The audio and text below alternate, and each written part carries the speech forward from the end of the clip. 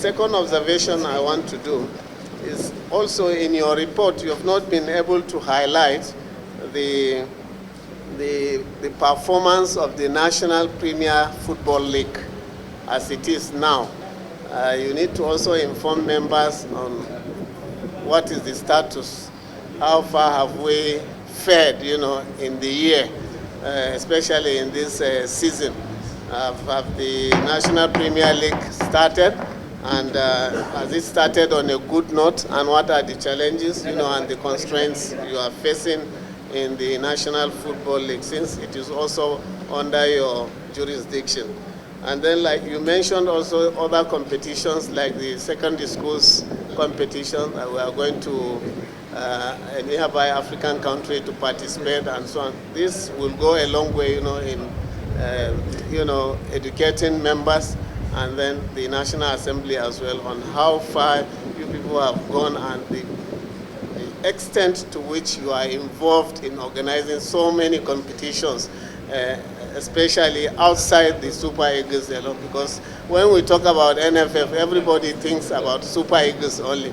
But there are other things that you do that are silent, You need to bring them to fore for members to be abreast with.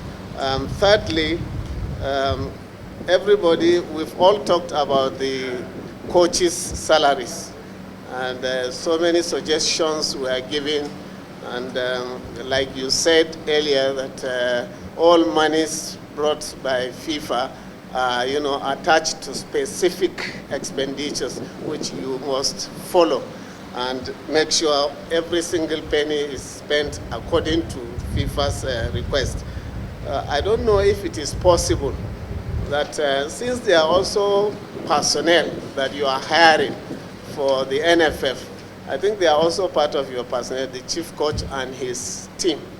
And then is it possible for you to make provisions every year for allowances and salaries of coaches in your annual budget?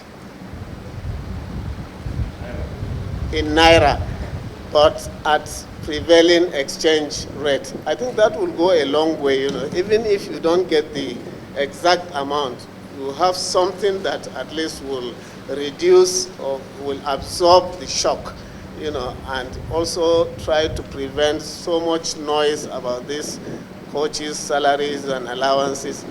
If it is captured in the budget, and we see how the National Assembly can also be able to assist in ensuring that certain amount of money, a lump sum or a line item on that specific aspect is captured in the budget.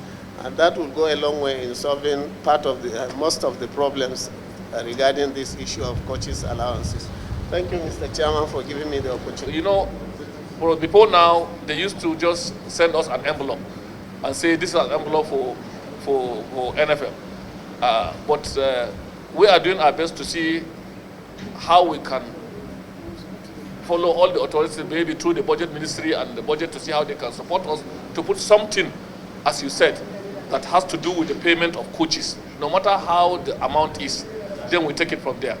But when it comes to paper money, as I told you, when I say item, you will see it when they bring the paper. They will say $50,000 for referees development. They will say it clearly. If they give you $500,000, they will say, okay, $50,000 for referees development. So you cannot use anything with that $50,000 without only on training of referees. Or they will say $50,000 for women football development. So you can only spend that money on women football development. So sometimes it becomes very difficult for you to touch that money and do certain things, because